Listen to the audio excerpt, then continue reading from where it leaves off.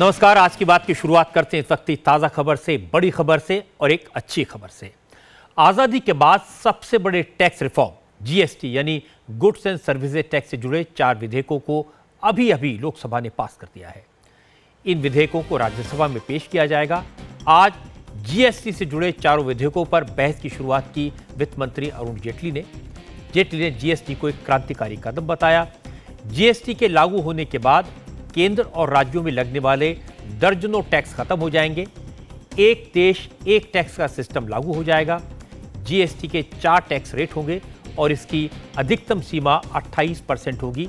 इसी के साथ लग्जरी आइटम्स पर अलग से सेस भी लगेगा। तो ये बड़ा फैसला है। इसके बारे में क्या कहा अरुण जेटली ने, ये सुनिए।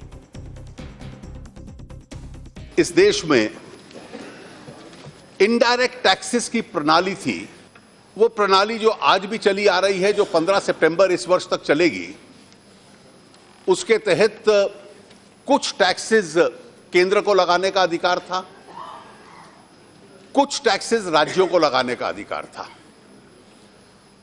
और इसलिए बहुत वर्षों से ये चर्चा चल रही थी कि इन टैक्सेस को इकट्ठा मिलाकर एक संयुक्त रूप से टैक्स देश के अंदर हो, जो सारे देश के अंदर अपने आप में लागू हो। इसका उद्देश्य भी बड़ा स्पष्ट था कि एक बार ये टैक्स लागू हो जाता है तो जब जितने भी गुड्स हैं, सर्विसेज हैं, पूरे देश के अंदर उनका मूवमेंट हो पाएगा। पूरे देश में एक जैसी टैक्स प्रणाली होगी। एक असेसी का केवल इंटरफेस एक असेसिंग अथॉरिटी के साथ होगा और जो उसमें से टैक्स निकलेगा वो केंद्र और राज्य अपने आप में बांट लेंगे। मैं फिर से बता दूं, टैक्स को लेकर सबसे बड़ा रिफॉर्म हुआ है अभी जीएसटी से संबंधित 4 बिल लोकसभा में पास हुए हैं। क्योंकि फाइनेंस बिल हैं, इसलिए अब जीएसटी का रास्ता पूरी तरह साफ है। इन्हें राज्यसभा में पास होने की जरूरत नहीं है। फाइनेंस मिनिस्टर अरुण जेटली ने समझाया कि ये बिल क्या है और उनका मतलब क्या होगा। सेंट्रल जीएसटी लॉ गुड्स और सर्विसेज के ऊपर जो टैक्स लगेगा उसको इंटीग्रेट कर देता है। और टैक्स कितना लगेगा ये काउंसिल तय करेगी। कानून में उसकी ऊपरी सीमा क्या है, केवल उसकी व्यवस्था की जाती है। इसका दूसरा कानून है एसजीएसटी लॉ, जो केंद्र के सामने नहीं आएगा, जो 31 विधानसभाओं के सामने जाएगा, जो सेंट्रल लॉ का एक प्रकार से मिरर इमेज है। तीसरा कानून है इंटीग्रेटेड जीएसटी, जो इंपोर्ट्स के संबंध में या एक राज्य से दूसरे राज्य में या एक यूनियन टेरिटरी से दूसरी यूनियन टेरिटरी में अगर कोई ट्रांजैक्शन होता है तो उसके संबंध में जो इंटरस्टेट ट्रेड के ऊपर टैक्स लगता है, जो उसका संचालन करेगा। 5 ऐसी यूनियन टेरिटरीज हैं जिनमें विधानसभा नहीं है, चंडीगढ़, अंडमान निकोबार एक्सेट्रा। और इसके अलावा टेरिटोरियल वाटर्स के बियॉन्ड जो भारतीय टेरिटरी मानी जाती है, वो भी यूनियन टेरिटरी मानी जाती है कि उसके अंदर जो टैक्स लगेगा। तो चौथा लॉ उसी व्यवस्था में यूटीजीएसटी लॉ है। और जो 5वां और अंतिम कानून है कि संविधान संशोधन में हमने ये कहा था कि पहले 5 वर्ष तक अगर किसी राज्य को भी इसमें घाटा होता है तो उस घाटे की पूर्ति की जाएगी। जीएसटी का असर आसान शब्दों में समझने की कोशिश करें। आपने देखा ब्रेड के पैकेट पर दिल्ली में और दिल्ली के बाहर बेचने की कीमत अलग अलग नहीं होती है। मतलब जो ब्रेड दिल्ली में 20 रुपए की मिलती है, वो नोएडा में 22 रुपए की हो सकती है, गुड़गांव में 24 रुपए की हो सकती है। जीएसटी लागू होने के बाद ऐसा नहीं होगा, कीमत एक ही रहेगी। किसान या व्यापारी एक राज्य से दूसरे राज्य में अपना माल ले जाते हैं, उन्हें टैक्स देना पड़ता है। ये चुंगी सिस्टम खत्म हो जाएगा। एक बार टैक्स लगेगा, फिर न पुलिस रोकेगी न सेल टैक्स वाला। इसलिए जीएसटी आम लोगों के लिए राहत लेकर आएगा। अब बात करते हैं यूपी के चीफ मिनिस्टर योगी आदित्यनाथ की। कुर्सी संभालने के बाद योगी आदित्यनाथ पहली बार सार्वजनिक मंच से बोले। यूपी के चीफ मिनिस्टर ने कहा कि वो पॉजिटिव थिंकिंग के साथ लखनऊ आए हैं। उन्हें मुख्यमंत्री बने अभी 1 हफ्ता ही हुआ है। फिलहाल सरकार ने कुछ छोटे मोटे फैसले किए हैं, लेकिन यूपी के लोगों के भलाई के लिए वो कड़े फैसले लेने से हिचकेंगे नहीं। असल में आज लखनऊ में योग महोत्सव शुरू हुआ। स्वामी रामदेव के साथ मंच पर योगी आदित्यनाथ थे। इस प्रोग्राम में योगी आदित्यनाथ ने कहा कि वो यूपी में खूब घूमे हैं, यूपी की सभी बीमारियों के बारे में जानते हैं, इन बीमारियों का इलाज भी करेंगे। उत्तर प्रदेश की सरकार उसी सकारात्मक ऊर्जा के साथ कार्य करने के लिए कृत संकल्पित है जो हमें मंत्र के रूप में आदरणीय प्रधानमंत्री जी ने दिया था, और उसी सकारात्मक ऊर्जा को आगे बढ़ाते हुए हम सब प्रदेश के अंदर अपना कार्य प्रारंभ कर रहे हैं।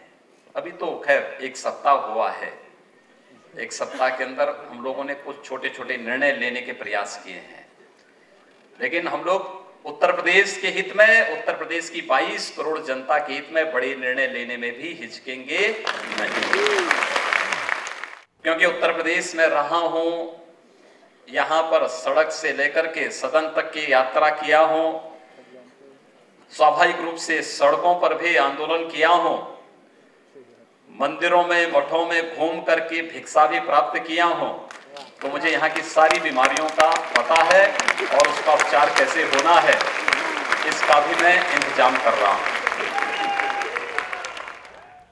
योगी आदित्यनाथ ने आज ये बताया कि अचानक एमपी से चीफ मिनिस्टर कैसे बने, और उन्हें जब अमित शाह ने पार्टी के फैसले की जानकारी दी तो योगी का रिएक्शन क्या था। मुझ जैसा योगी लोग तमाम प्रकार की बातें करते हैं, कह रहे हैं, और मैं देखता हूं कि लोग साधु संतों को भीख नहीं देते, लेकिन मेरी पार्टी ने और हमारे प्रधानमंत्री ने उत्तर प्रदेश ही मुझे सौंप दिया है।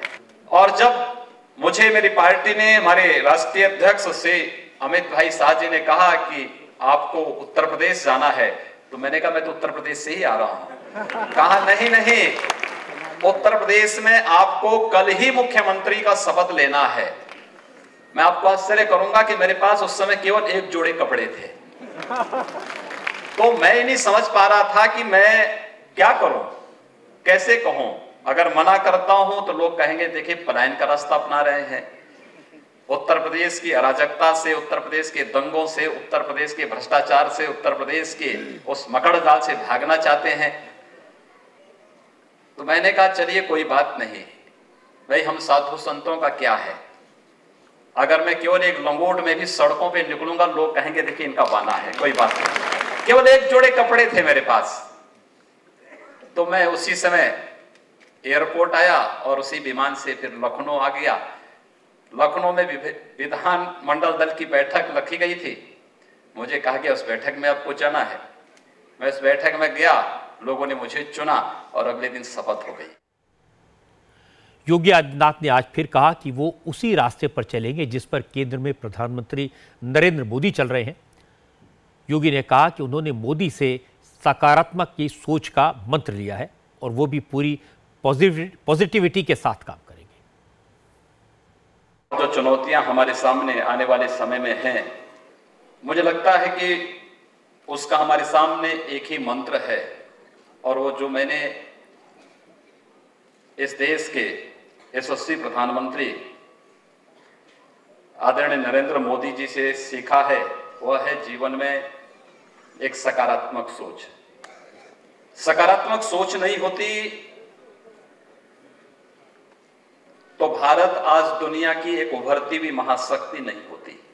श्री नरेंद्र मोदी जी के हाथों में देश की सत्ता सौंपी, जब हम सभी सांसदों के सामने उनका पहला उद्बोधन था तो उन्होंने अपने उद्बोधन में एक ही बात कही, उन्होंने कहा हम चुनाव जीत चुके हैं, अब सत्ता हमारे पास है, अब हमारे पास नकारात्मकता के लिए कोई जगह नहीं होनी चाहिए। योगी की छवि कट्टरपंथी हिंदू नेता की है। चुनाव के दौरान उन्होंने कड़वी बातें भी कही थी, लेकिन अब उन्होंने कह दिया चुनाव हो चुका, इलेक्शन के साथ नेगेटिविटी खत्म हो गई। इसके बाद योगी ने हिंदू मुस्लिम एकता की बात की। योगी आदित्यनाथ ने कहा कि वो योग और नमाज में ज़्यादा अंतर नहीं है, लेकिन समाज को बांटने वालों ने हमेशा नफरत की बात की है क्योंकि इसमें उनका फायदा था। आज भारत सरकार का आयुष मंत्रालय भी हर प्रदेश में, हर जनपद में इस प्रकार का योग महोत्सव मनाने, इसमें अपनी सहभागिता सुनिश्चित करने के लिए तैयार है। अन्यथा इस प्रकार के कार्यक्रम तो भारत के अंदर सांप्रदायिक माने जाते थे। आप सोचिए 2014 के पहले अगर केंद्र की सरकार के सामने किसी ने प्रस्ताव रखा होता कि योग महोत्सव होना है, तो सरकार कहती कि तुम सांप्रदायिक व्यक्ति हो, हट जाओ यहां से। और मैं कहता हूं हम सूर्य नमस्कार करते हैं, सूर्य नमस्कार में हमारे जितने आसन आते हैं, जितनी मुद्राएं आती हैं, उसमें जो बंद आप लगते हैं, उसमें प्राणायाम की जो क्रियाएं हैं, आप सबको अगर देख लें तो हमारे मुस्लिम बंधु जो नमाज पढ़ते हैं आप देखते होंगे उससे मिलते जुलते हैं। एक दूसरे के साथ कितना बेहतर समन्वय है, लेकिन कभी उसको जोड़ने का प्रयास नहीं किया है, क्योंकि कुछ लोगों को योग में नहीं भोग में विश्वास है, तो स्वाभाविक रूप से वे योग में विश्वास कैसे कर सकते हैं। जिन्होंने समाज को तोड़ा है, जाति, मत, पंथ, मजहब के आधार पर बांटा है, वे कैसे योग में विश्वास कर सकते हैं? नहीं कर सकते योग में विश्वास। योगी आदित्यनाथ ने योग महोत्सव कार्यक्रम में भगवान राम की बात की। उन्होंने कहा कि श्री राम सोने की लंका को छोड़कर अयोध्या लौटे थे, क्योंकि जननी यानी मां और जन्मभूमि स्वर्ग से भी ऊपर है। भगवान राम जब लंका पर चढ़ाई करते हैं, विजय प्राप्त करते हैं, विभीषण ने कहा हे राम अब ये लंका आपकी है, आप इस पर शासन करिए। भगवान राम अंदर नहीं गए,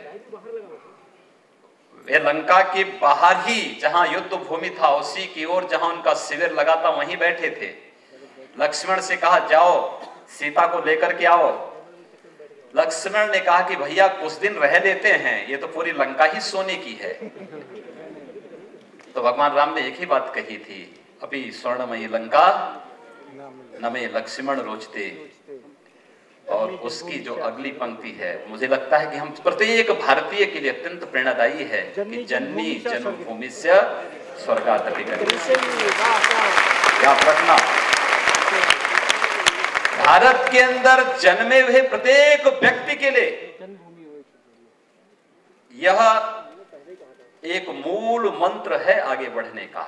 जननी और जन्मभूमि के साथ जब तक हमारा संबंध इस रूप में बना रहेगा, तब तक दुनिया के अंदर भारत विश्व गुरु के रूप में प्रतिष्ठित होने में भारत को कोई ताकत रोक नहीं सकती।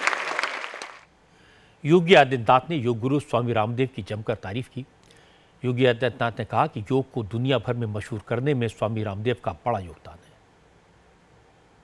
प्रत्येक भारतीय का सिर गौरव के साथ ऊपर उठता है जब 21 जून विश्व योग दिवस के रूप में दुनिया मनाने के लिए मजबूर होती है।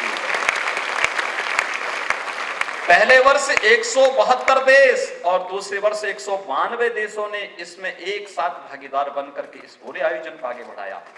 और मुझे लगता है कि जो लोग भूल चुके थे योग को, योग ऋषि बाबा रामदेव जी ने उसको देश और दुनिया के घर घर तक पहुंचाने का काम किया।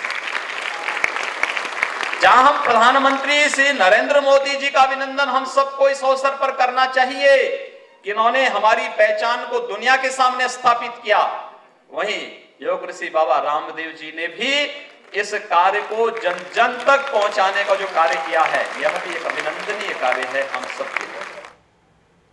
जब से योगी आदित्यनाथ चीफ मिनिस्टर बने हैं, बहुत सारे लोग उत्तर प्रदेश में खौफ का माहौल क्रिएट करने की कोशिश कर रहे हैं।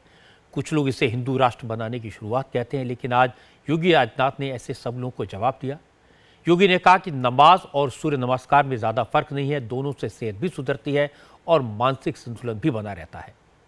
हमारे साथ स्वामी रामदेव हैं और इन बातों के बारे में स्वामी रामदेव से बेहतर कौन जवाब दे सकता है। स्वामी जी, समय कम है, मैं 2-3 सवाल आपसे पूछना चाहता हूं कि अब वाकई में नमाज और योग में कोई बहुत ज़्यादा फर्क नहीं है? हाँ, ये सच है रजत जी कि जिस तरह से नमाज पढ़ते हैं तो उसमें हम भगवान का सजदा करते हैं, उनको प्रणाम उपासना करते हैं, और साथ साथ में जो फिजिकल एक्टिविटीज़ उसमें होती हैं उससे हमारा पेट, हमारी पीठ और हमारी पूरी बॉडी की एक्सरसाइज होती है। सूर्य नमस्कार में भी ऐसा होता है। तो दोनों जो है फिजिकल और मेंटल हेल्थ के लिए बहुत अच्छी प्रक्रियाएं हैं। आज आप मिले योगी आदित्यनाथ से चीफ मिनिस्टर बनने के बाद में स्वामी जी, तो क्या आपको लगा कि वो वाकई में नरेंद्र मोदी की तरह सबको साथ लेकर के चलेंगे, सबके विकास की बात करेंगे? देखिए, मैं 2 बातें कहना चाहता हूं रजत जी। मैं आज से करीब 15 साल पहले भी मिला था आदित्यनाथ योगी जी से। वो हमारे एक अच्छे मित्र हैं, लेकिन उस समय उनमें बहुत ज़्यादा आक्रामकता थी और जो कट्टरवादी उनकी छवि थी वो हकीकत में थी। उन्होंने कभी भी अपनी छवि को लुका छिपा के नहीं रखा। लेकिन अब जब मैंने उनको देखा है तो मैं देखता हूं कि उनके अंदर बहुत गंभीरता, बहुत विनम्रता, बहुत सहजता और बहुत समन्वयवादी भाव मैंने उनके देखे। और इसलिए मैं कह सकता हूं कि योगी आदित्यनाथ जी 22 करोड़ उत्तर प्रदेश की जनता को साथ में लेकर के चलने का सामर्थ्य रखते हैं। और हमारे जो शास्त्रों में कहा है, मृदोनी कुसुमादपि कठोराणी वज्रादपि, वो अपने कार्य करने के लिए आज भी वज्र से ज़्यादा कठोर हैं। निर्णय कठोर लेंगे, बड़े कड़े निर्णय लेकर के एक अच्छी नीयत से एक अच्छा नेतृत्व इस प्रदेश को देते हुए अच्छी नीतियां बनाएंगे, इसको आगे लेके जाएंगे। लेकिन वो विनम्र भी रहेंगे, वो फूल से भी ज़्यादा कोमल भी रहेंगे और सबको साथ लेकर के चलेंगे। मुझे नहीं लगता यहाँ किसी भी वर्ग विशेष के व्यक्तियों को योगी आदित्यनाथ जी से डरने की जरूरत है। लेकिन स्वामी जी, ये इंप्रेशन तो उत्तर प्रदेश में हो रहा है कि उत्तर प्रदेश में रहने वाले मुसलमान भाइयों बहनों को अब जरा डर के रहना पड़ेगा, योगी जी मुख्यमंत्री बने। देखिए रजत जी, कोई अवैध काम, चाहे वो अवैध कत्लखाने हो, चाहे वो अवैध खनन हो, चाहे वो अवैध काम हेल्थ के, एजुकेशन के, एग्रीकल्चर के, किसी भी गवर्नमेंट के भी किसी डिपार्टमेंट में हो रहा हो, उसको यदि अपने योगी जी बंद करते हैं तो ये तो सराहनीय काम है। इसमें इतनी हाई तौबा क्यों? अरे भाई, अवैध कत्लखाने बंद किए ना, वैध तो नहीं किए ना। तो एक तो वो वक्त था जब कहते थे यूपी में कुछ नहीं होता, अब कुछ हो रहा है तो कहते हैं कि अरे ये क्यों हो रहा है। तो ये बात तो ठीक नहीं है। योगी जी कोई भी गलत काम उत्तर प्रदेश में नहीं करेंगे, ये मैं खुद आपको आश्वासन दे सकता हूं। उनके जीवन को मैं बहुत गहराई से जानता हूं। आज ही सैयद अली शाह गिलानी ने कहा कि उत्तर प्रदेश में स्लॉटर हाउसेज इसलिए बंद किए जा रहे हैं क्योंकि इनके जो ज़्यादातर मालिक हैं वो मुसलमान हैं और उन पर आर्थिक चोट करने के लिए यह काम किया जा रहा है। देखिए, अवैध काम हिंदू करे मुसलमान करे, उनके कानून सबके लिए समान है। ये कभी भी कोई गलत काम करे और फिर जो है कोई मजहब का चोला बैठ के पहन जाए, बैठ जाए, कोई और दूसरी तीसरी आड़ ले जाति की, कोई और राजनीतिक पार्टी की, अपराधी होता है। अवैध काम करने वाला, इलीगल काम करने वाला इलीगल होता है। उसकी कोई जाति नहीं, उसका कोई मजहब नहीं, उसको किसी को सपोर्ट नहीं करना चाहिए। जो इस तरह का सपोर्ट कर रहे हैं, इसका मतलब वो लोग अपराधियों के हमदर्द हैं। ये ठीक नहीं। तो ये जो स्लॉटर हाउसेस को बंद किया जा रहा है बिना किसी नोटिस के, तो इसको आप गलत नहीं मानते? गलत काम के लिए नोटिस देना पड़ता है? माने कोई आदमी चोरी करे, दुराचार करे, व्यभिचार करे, जानवरों को मारे, आदमियों को मारे, कोई आदमी जो है किसी का कत्ल कर दे, आप नोटिस करके उसको पकड़ने के लिए जाते हो? तो अब गलत काम करने वाले को भी नोटिस देना पड़ेगा। तो अब उत्तर प्रदेश में योगी भी है और योग भी है, तो उम्मीद करें कि विकास होगा उत्तर प्रदेश का, लोगों को खुशहाली मिलेगी। मुझे ऐसा लगता है रजत भाई कि योगी आदित्यनाथ जी दो चीज़ों को साथ में लेकर के चल रहे हैं। एक, उत्तर प्रदेश का आर्थिक विकास हो, और जो राजनीतिक एक तरह से अविश्वास इस प्रदेश में पैदा हुआ, असुरक्षा, भय, भ्रष्टाचार, उस आतंक से भी वो मुक्ति दिलाना चाहते हैं। तो माने आध्यात्मिक विकास और आर्थिक विकास को वो साथ साथ लेकर के चलना चाहते हैं। इसमें किसी को आपत्ति नहीं होनी चाहिए, क्योंकि हमको समृद्धि के साथ सुरक्षा भी तो चाहिए। तो सुरक्षा के साथ समृद्धि के रास्ते पर जरूर लेके जाएंगे योगी जी, ऐसा मुझे पूरा विश्वास है। बहुत बहुत धन्यवाद स्वामी जी, आपने कहा, और वैसे आज आपने दिन में भी कहा था राम राज्य लाएंगे, तो उम्मीद करनी चाहिए, और अगर कुछ गड़बड़ हुई तो फिर आपसे हम सवाल पूछेंगे। प्रणाम जी, बहुत धन्यवाद। और इस वक्त लखनऊ में मुख्यमंत्री योगी आदित्यनाथ के सरकारी घर में फलाहार की पार्टी चल रही है। आज दोपहर 12:10 पर योगी ने मुख्यमंत्री आवास में गृह प्रवेश किया। गृह प्रवेश के बाद योगी आदित्यनाथ ने शाम को अपने नए आवास पर फलाहार की पार्टी दी है। योगी आदित्यनाथ ने नवरात्रों में व्रत रखी है। इसलिए आज उन्होंने अपने घर पर ये फलाहार के लिए लोगों को आमंत्रित किया है। शाम से ही योगी आदित्यनाथ के नए घर पर विधायकों का आना शुरू हो गया था। हमारे संवाददाता अभिषेक उपाध्याय ने फलाहार में शामिल होने वाले विधायकों से बात की। उन्होंने क्या कहा, ये सुनिए। समाजवादी पार्टी जब सत्ता में थी तो इफ्तार का पार्टी करती थी, लेकिन हमारे माननीय मुख्यमंत्री जी ने फलाहार की पार्टी किया। एक संदेश अच्छा दिया, नवरात्र है और हमारे विधायकों को जो जीत के आए हैं उनको फलाहार पार्टी दिया जाए। हम लोग किसी धर्म के विरोध में थोड़े हैं भाई। हम मुसलमान में या इस्लाम में इफ्तार होता है और हम फलाहार करते हैं, इसमें दिक्कत क्या है? तो 5 KD में इफ्तार होगा, जब रोजा रमजान आएगा इफ्तार भी होगा, कह रहे हैं। मैं ये कैसे कह सकता हूँ? मैं ये कैसे कह सकता हूँ? तो हमारे मुख्यमंत्री जी बताएंगे इसको। हम कैसे कह सकते हैं? होना चाहिए, होना चाहिए। अभी हम होना चाहिए कि नहीं? अभी हम फलाहार करने जा रहे हैं। हमारा फलाहार की योजना है। मुख्यमंत्री कार्यालय से हमको सूचना आई है, हम फलाहार पे जा रहे हैं। आप इफ्तार के बारे में नहीं सोच रहे हैं? जब वो आएगा तब देखा जाएगा। अभी उसके बारे में हम क्यों बात करें? ये तो अभी देखिए क्या क्या बदलाव होता है। हज जाने के लिए जब सब्सिडी दी जाती थी, तो अब जो है भगवान भोलेनाथ के दरबार में जाने के लिए सब्सिडी अगर दी जा रही है तो इसमें कोई बुराई की बात तो नहीं है। तो वैसा ही बदलाव है कि पहले इफ्तार पार्टी या फलाहार पार्टी? उनको भी दी जाएगी, आगे उनके किया जाएगा, उन्हें पार्टी दी जाएगी। 5 KD में होगा इफ्तार का आयोजन? 5 KD वाले तो नहीं। क्या मतलब है इससे? सारे लोगों का सम्मान रहेगा। नहीं मतलब है? सारे लोग, अरे रोजा इफ्तार पार्टी यहाँ थोड़ी होगी, फलाहार पार्टी होगी। ये मूड है, आप देख सकते हैं। चीफ मिनिस्टर हाउस में इफ्तार नहीं फलाहार होगा। लेकिन एमएलएस को ये नहीं भूलना चाहिए कि योगी ने चीफ मिनिस्टर हाउस के सारे एसी हटा दिए हैं, चमड़े के सोफे, महंगे फर्नीचर, क्रॉकरी भी हटा दी है, बेड की जगह तख्त रख दिया है। अब मंत्रियों विधायकों को इसका भी ख्याल रखना होगा। योगी आदित्यनाथ का मैसेज साफ है, न फिजूल खर्ची करेंगे न करने देंगे। इससे दूसरे नेताओं को दिक्कत आ सकती है, लेकिन अगर दूसरे नेता भी योगी को फॉलो करें, उनके रास्ते पर चलें, फिजूल खर्ची ना करें, तो उत्तर प्रदेश के लिए अच्छा होगा। यूपी की योगी सरकार का असर अब दूसरे बीजेपी रूल्ड स्टेट पर दिखाई दिया।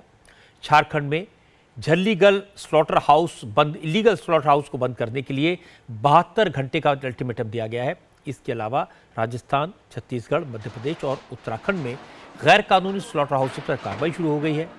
हरिद्वार के 3, रायपुर की 11 और इंदौर में 1 इलीगल स्लॉटर हाउस को बंद किया गया है। सबसे पहले उत्तराखंड में जो एक्शन हुआ उसके बारे में आपको बताते हैं। यहाँ के चीफ मिनिस्टर त्रिवेंद्र रावत ने कहा कि वो राज्य में इलीगल स्लॉटर हाउस नहीं चलने देंगे। उन्होंने अफसरों को बिना लाइसेंस के चल रही मटन शॉप्स के खिलाफ एक्शन लेने को कहा है। चीफ मिनिस्टर के आदेश का असर तुरंत दिखाई दिया। यहाँ हरिद्वार में गैर कानूनी तरीके से चल रही मीट की दुकानों को बंद कर दिया गया। सिटी मजिस्ट्रेट ने हरिद्वार में मीट की दुकानों पर सरप्राइज विजिट किया। पता चला कि 6 में से सिर्फ 3 दुकानों के पास वैलिड लाइसेंस था, बाकी दुकानें बिना लाइसेंस से चल रही थी। कुछ और दुकानों को नोटिस भी दिया गया। ज्वालापुर में भी इलीगल मीट शॉप्स पर एक्शन हुआ। अभी मैंने मौखिक रूप से कहा है, व्यक्तिगत रूप से बातचीत करके कहा है अधिकारियों से, लेकिन हमारे पास ऐसी कोई लिखित जानकारी या किसी ने मौखिक भी हमको नहीं बताया है कि इस तरह की कोई अवैध बूचड़खाने चल रहे हैं। अगर अवैध बूचड़खाने चल रहे हैं तो निश्चित रूप से वो बंद होंगे और जनभावनाओं का सम्मान किया जाएगा। छत्तीसगढ़ में रायपुर म्युनिसिपल कॉरपोरेशन ने 11 दुकानों को 3 दिन में बंद होने को कहा है। अगर ऐसा नहीं हुआ तो उन्हें सील कर दिया जाएगा। ये दुकानें निर्धारित जगहों पर नहीं बनी थी। दुकान मालिकों का आरोप है कि वो दुकान का बचा कुचा मटेरियल सड़क के किनारे फेंककर पर्यावरण को नुकसान पहुंचा रहे थे। मध्य प्रदेश में इंदौर म्युनिसिपल कॉरपोरेशन यानी आईएमसी ने नियमों के वायलेशन के कारण एक दुकान को बंद कराया। एक और गैर कानूनी स्लॉटर हाउस पर बुलडोजर चला दिया। झारखंड में चीफ मिनिस्टर के आदेश के बाद रांची म्युनिसिपल कॉरपोरेशन के अफसर भी एक्शन में आ गए हैं। कार्रवाई के डर से रांची में ज्यादातर मटन शॉप्स आज बंद रही। अरफात पाड़ा एवं चिकन शॉप, वहाँ के बारे में हमें कंप्लेंट मिली और जब हम लोगों ने पहले जाकर के वहाँ देखा, स्वास्थ्य विभाग की टीम ने देखा, तो वो एक अवैध स्लॉटर हाउस था। वहीं पे ऐसा जो चिन्ह मिले थे कि वहीं पे काटा जाता होगा जीवों को और वहीं पे मांस विक्रय किया जाता था। तो उससे साफ स्पष्ट होता था कि वहाँ पे वो बूचड़खाना था और इस तरह का वहाँ पे कार्य किया जाता था। लिहाजा जो भी वहाँ पे था उसको हम लोगों ने जितना भी सामान था वो तो जब्त किया, जब्त करके हमने उस बूचड़खाने को हमने तोड़ा है। जयपुर में सिविक कॉरपोरेशन ने कहा कि अप्रैल में करीब 4000 मीट की शॉप्स को बंद कर दिया जाएगा। हालांकि मीट बेचने वालों का दावा है कि 4000 दुकानों में से 950 दुकानें लीगल हैं, लेकिन कॉरपोरेशन ने उनके लाइसेंस पिछले साल 31 मार्च के बाद रिन्यू नहीं किए। कल जयपुर के पुराने पीठों और मंदिरों के महंतों ने धर्म संसद बुलाई है। इसमें गैर कानूनी बूचड़खानों और मीट की दुकानों को बंद करने की मांग की जाएगी। जयपुर के मेयर का कहना है कि इलीगल स्लॉटर हाउसेस और इलीगल मीट शॉप्स को नियमों के मुताबिक बंद किया जाएगा। इसकी बहुत शिकायतें हमारे पास पहले भी आई, लेकिन पर्टिकुलर शिकायत नहीं आई कि कौन सा एक की आई, उसको हमने तुरंत बंद किया। इस तरह से और कोई भी यदि हमारे पास अभी अप्रैल में हम इसके लिए बड़ा अभियान चलाने वाले हैं कि कितने लोग जो है उन्होंने मांस की दुकानों ने हमसे लाइसेंस ले रखा है, क्या वो उसमें अंदर तो कट तो नहीं कर रहे हैं, अंदर बूचड़खाना तो नहीं चला रहे हैं। ये सारे अभियान चलाकर अप्रैल महीने में हम बड़ी कार्रवाई इन सब पर करने वाले हैं। इन सबको नियमानुसार जो भी दुकानें हैं और जिनका लाइसेंस है, उसके अलावा जितनी भी दुकानें, उन सब दुकानों को बंद करेंगे और इन सब जितने भी अवैध बूचड़खाने हैं उन सबको बंद करवाएंगे। बिहार असेंबली में आज एनडीए के एमएलए ने बिहार सरकार के खिलाफ प्रदर्शन किया। बीजेपी के साथ दूसरे समर्थक दलों ने यूपी सरकार के तर्ज पर बिहार में चल रहे इलीगल स्लॉटर हाउसेस को बंद करने की मांग की है। बीजेपी के एमएलए ने असेंबली के बाहर हंगामा किया। एमएलए ने कहा, अगर बिहार में गैर कानूनी स्लॉटर हाउसेस और मटन शॉप्स पर एक्शन नहीं हुआ तो सदन से लेकर सड़क पर प्रदर्शन होगा। जिस तरह राज्य में अवैध बूचड़खानाओं का संख्या बढ़ता जा रहा है, हम माननीय योगी नाथ, माननीय मुख्यमंत्री उत्तर प्रदेश को बधाई देंगे कि उन्होंने 24 घंटे के अंदर में वहाँ पर गौ हत्या और अवैध बूचड़खाने को बंद करने का आदेश दिया। बूचड़खाना बंद करो, बंद करो, बंद करो। यहाँ जो समय रहते बंद नहीं करती है तो Bharatiya Janata party NDA in सवालों को सदन से सड़क पर जाकर नीतीश कुमार की सरकार को बेनकाब करेगी कि नीतीश कुमार वोट के खातिर तुष्टिकरण की नीति को अपना रहे। असल में सरकारों की तरफ से बार बार ये कहा गया है कि एक्शन उन्हीं दुकानदारों या स्लॉटर हाउसेस के मालिकों के खिलाफ होगा जो गैर कानूनी तरीके से धंधा कर रहे हैं। ऐसा हुआ भी है, लेकिन हकीकत ये भी है कि ज़्यादातर बूचड़खाने और मटन शॉप बिना लाइसेंस के नियम कानूनों को ताक पर रखकर चलते रहे हैं। इस धंधे में 80% मुस्लिम हैं, इसलिए एक्शन का सबसे ज़्यादा असर उन पर दिखाई दे रहा है। लेकिन चूंकि एक्शन वहाँ हो रहा है जहाँ बीजेपी की सरकारें हैं, इसलिए परसेप्शन ये बनाया जा रहा है कि बीजेपी की सरकारें मुसलमानों के खिलाफ एक्शन कर रही हैं, मुसलमानों का धंधा बंद कराने की कोशिश कर रही हैं। आज कश्मीर में अलगाववादी नेता सैयद अली शाह गिलानी ने यही किया। गिलानी की करतूत आपको दिखाएंगे एक 20 सेकंड के छोटे से ब्रेक के बाद। अली शाह गिलानी ने आज कश्मीर के नौजवानों को भड़काने के लिए गैर कानूनी बूचड़खानों के खिलाफ उत्तर प्रदेश में होने वाले एक्शन को हथियार बनाया। गिलानी ने कहा कि मुसलमानों के रोजगार बंद कराने की साजिश हो रही है। पूरे मुल्क के मुसलमान इसे नहीं समझ रहे हैं, लेकिन कश्मीर के लोगों को एकजुट होकर इसका मुकाबला करना चाहिए। सोन दीन महफूज, न सोन किरदार महफूज, न सानी मस्जिद महफूज, न सानी जियारतगाह महफूज, कह चीज महफूज के योतामत न हिंदुस्तान के जबरी कब्ज निश आजादी हासिल करो।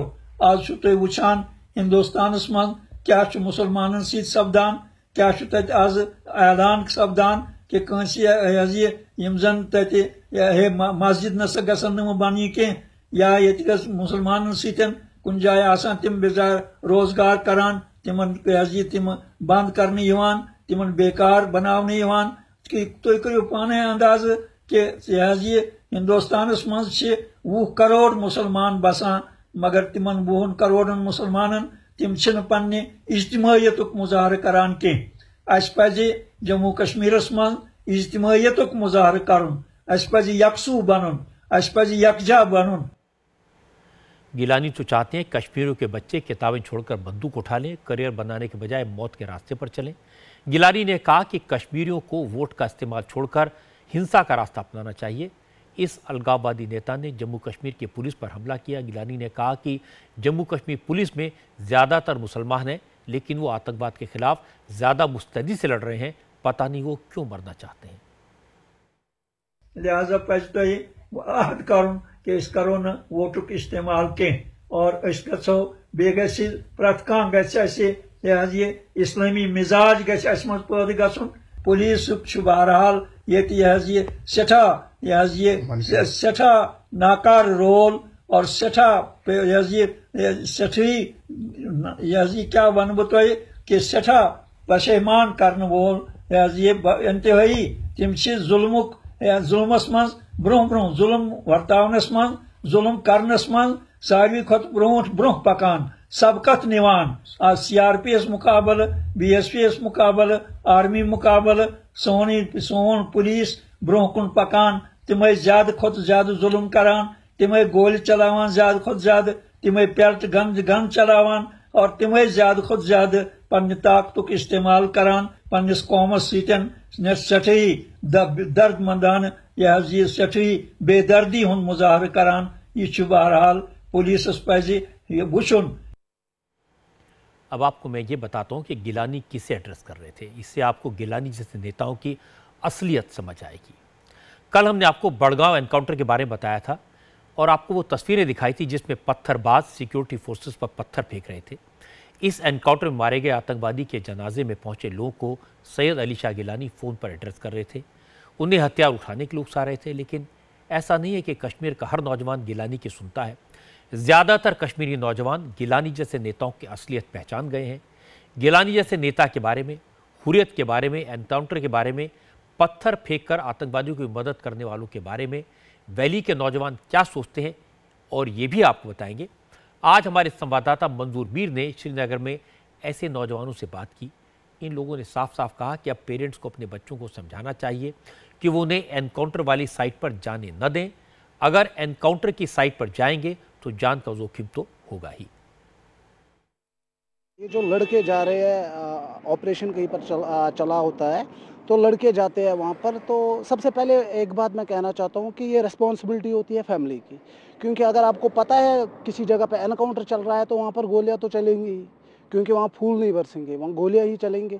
और आपको ये भी पता है कि अगर आप वहाँ जाओगे भीड़ में, आप 200-300 लोग जाओगे पत्थर मारने के लिए, तो सिक्योरिटी फोर्सेस का अटेंशन जो है आप डाइवर्ट करना चाहते हो, तो इसके लिए आप लोगों को उसका नुकसान भी देना पड़ेगा। क्योंकि अगर किसी जगह पर टेररिस्ट फंसे हुए हैं तो वहाँ पर जाने से पहले अपने मतलब जो पेरेंट्स हैं उनको ये सोचना चाहिए कि हम अपने बच्चों को वहाँ ना भेजें, क्योंकि रिजल्ट तो हमें पता ही है रिजल्ट क्या होगा।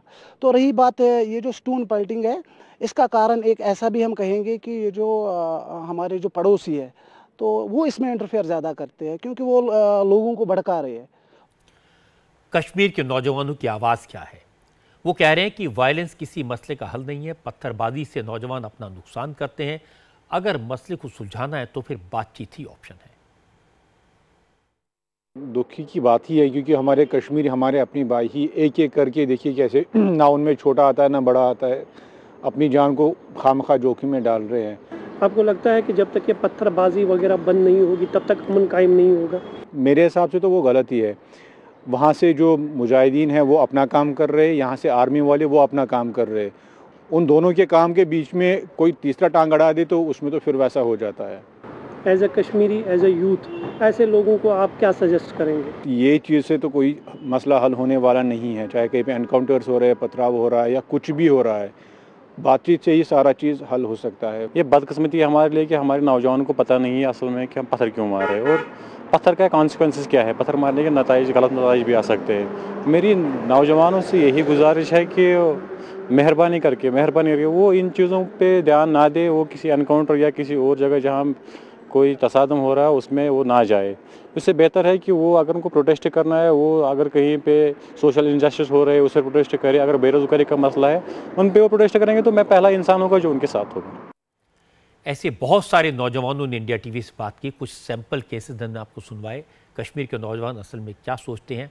आज राम माधव ने भी कहा, बड़ी बात की, उन्होंने कहा कि गिलानी पाकिस्तान के इशारे पर काम कर रहे हैं, पाकिस्तान के हमदर्द हैं, अपने बच्चों को महफूज रखते हैं और दूसरे के बच्चों को मौत के मुंह में धकेलते हैं।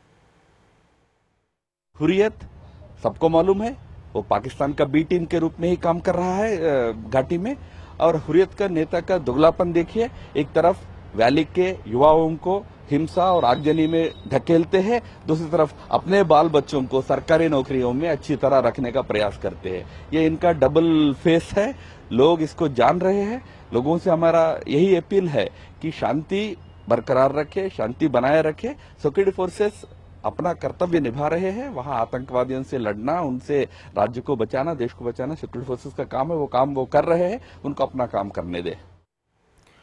कोई भी सवाल उठाने से पहले गिलानी को और उनके जैसे दूसरे नेताओं को ये बताना चाहिए कि उन्होंने अपने बच्चों को कभी पत्थर फेंकने क्यों नहीं भेजा। ये कैसे डबल स्टैंडर्ड है कि उनके अपने बच्चे स्कूलों में पढ़ें, कॉलेज जाएं, डिग्री लें, करियर बनाएं, सरकारी नौकरियां करें और गरीब कश्मीर के बच्चे पत्थर फेंकें, गोली खाएं। ये बात जिस दिन कश्मीर के लोगों को समझ आ जाएगी, अलगाववादियों की दुकान अपने आप बंद हो जाएगी। आज अरविंद केजरीवाल के लिए एक बुरी खबर आई। दिल्ली के लेफ्टिनेंट गवर्नर अनिल बैजल ने दिल्ली के चीफ सेक्रेटरी को ऑर्डर दिया है कि आम आदमी पार्टी से 97 करोड़ वसूले जाएं। ये वो पैसा है जो केजरीवाल ने अपने विज्ञापनों पर खर्च किया था। असल में अरविंद केजरीवाल ने विज्ञापन देने में सुप्रीम कोर्ट के गाइडलाइंस को फॉलो नहीं किया।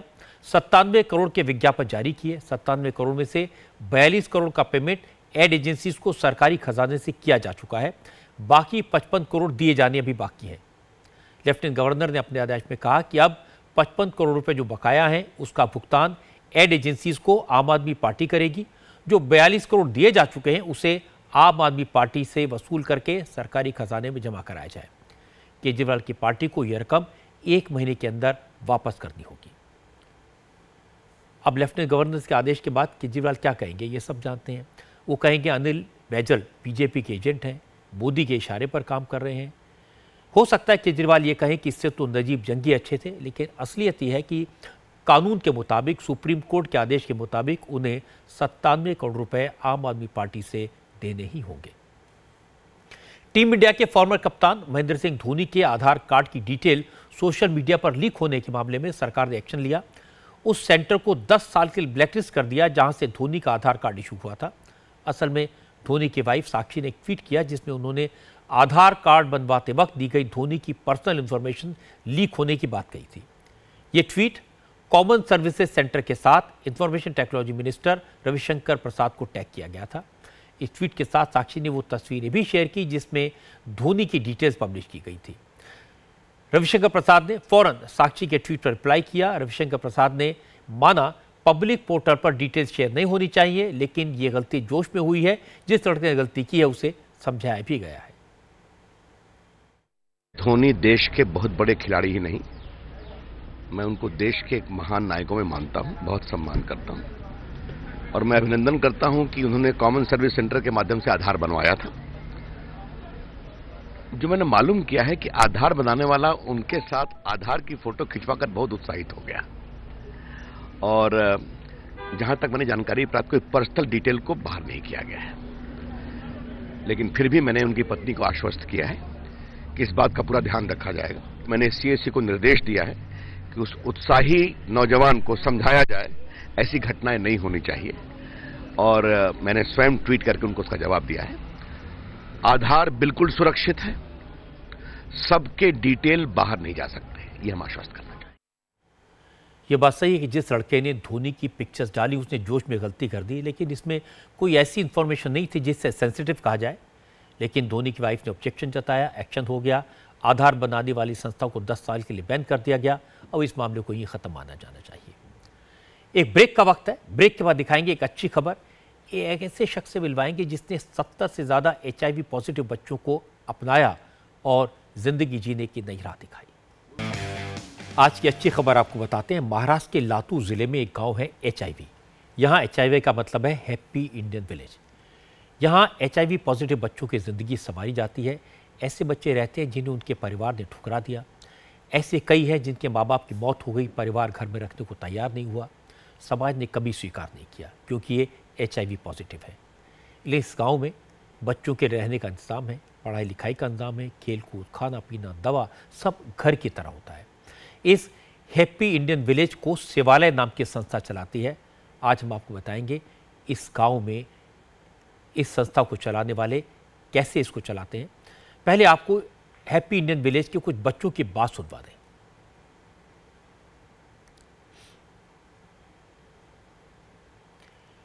सबसे पहले आपको एक लड़की की कहानी बताते हैं। 3 साल से हैप्पी इंडियन विलेज में रहती है। इसके पिता और माँ दोनों HIV पॉजिटिव थे। माता पिता की मौत के बाद परिवार वालों ने बच्ची को अनाथालय में छोड़ दिया और फिर लड़की को संस्था के बारे में पता चला। अब वो 3 साल से यहाँ रहती है। 12वीं की परीक्षा अभी दी है। बच्ची का कहना है कि वो पढ़ लिख कर नौकरी करेगी और HIV पॉजिटिव बच्चों की सेवा करेगी। मेरी माँ थी, फिर पापा के बाद में पॉजिटिव, मेरी बहन मेरे भाई नेगेटिव थे। अब मेरी माँ मैं 5 साल की थी तब गुजर गई। बाद में मेरे पापा को बहुत टेंशन आया और पापा भी 2 साल में गुजर गए। बाद में मेरे अंकल ने एक संस्था थी यवतमाल संस्था में गई। वहाँ सब अनाथ बच्चे थे। मैं अकेली पॉजिटिव थी। मुझे बहुत महसूस लगता था कि मैं अकेली पॉजिटिव हूँ। सब बच्चे बहुत अच्छे रहते थे, मैं अकेली गोली खाती थी। बाद में रवि सर को संपर्क किया और लातूर में आई। लातूर में आकर सेवालय में आई। सेवालय में रवि सर इतने बहुत अच्छे हैं, बहुत प्यार करते हैं। एक और लड़की ने बताया कि पहले वो कितनी अकेली थी और अब कैसे यहाँ आकर खुश है। मुझे थोड़ा दुख हुआ उस समय कि ऐसा बीमारी पैदा क्यों हुआ, क्यों ऐसा बीमारी दी है भगवान ने। और ये बीमारी हमारी फैमिली में बस 2 को है, मुझे और मेरे छोटे भाई को है। मेरे दोनों बड़े भाई बहनों को नहीं है। इसलिए मुझे बहुत दुख हुआ और खुशी भी हुई कि मेरे बड़े भाई बहनों को नहीं है, कम से कम वो लोग तो ठीक है, ऐसा बोल के मुझे लगा।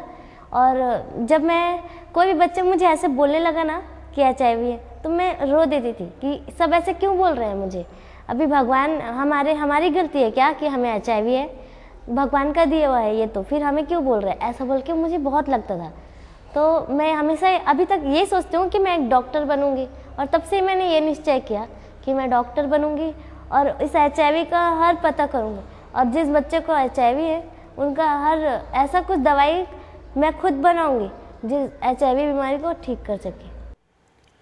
अब आपको बता दूं उस शख्स के बारे में जो उन बच्चों की सेवा में जुटा है जिन्हें उनके परिवारों ने ठुकरा दिया। इनका नाम रवि बापटले है। रवि का अपना परिवार नहीं है, अब हैप्पी इंडियन विलेज ही इनका घर है, इनका परिवार है। यहाँ रहने वाले बच्चों को ये अपने बच्चों की तरह पालते हैं।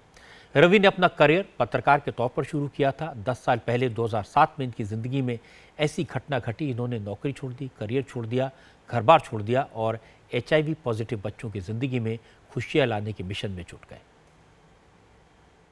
ज़िंदगी में एक घटना आई। एक बच्चा जो HIV से पीड़ित था, जो उसके माँ बाप बॉम्बे में रहते, उस गांव पे वो बच्चा गांव में जब माँ बाप चले गए उसके बाद में जो गांव में बच्चा आ गया, बच्चों को जिस हालत में छोड़ा था वो हालत बहुत बुरी हालत थी।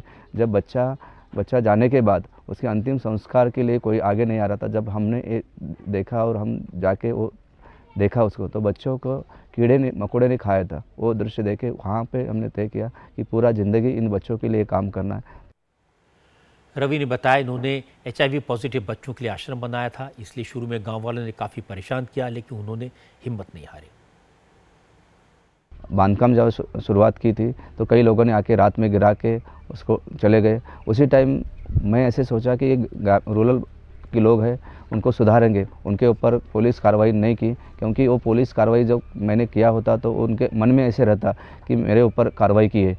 लाइट के लिए जब ग्राम पंचायत NOC मांगी थी तो NOC की वजह उन्होंने ऐसे कहा कि तुम्हारे ऊपर हम बहिष्कृत किया है, वो ग्राम पंचायत में ठहराव लिया है, इसलिए हम आपको कागज़ नहीं दे सकते। उसी टाइम मुझे पता चला कि अपने ऊपर ये बहिष्कार कर लिया है। उस टाइम जब लाइट नहीं मिली तो मैं कुछ काम नहीं कर सकता था। इसी वजह से मैं जब ये बात मैंने कलेक्टर से कहा तो कलेक्टर ने उसी टाइम आदेश देके यहाँ पे बिजली मिली। बिजली के बाद एक काम मैं करते गया और उसके बारे में आगे लोगों का विरोध सहन करते करते काम करते गया। रवि के आश्रम में इस वक्त 71 बच्चे हैं। ये संस्था बीते 10 साल से चल रही है। यहाँ महाराष्ट्र, छत्तीसगढ़ और कर्नाटक के बच्चे भी रहते हैं।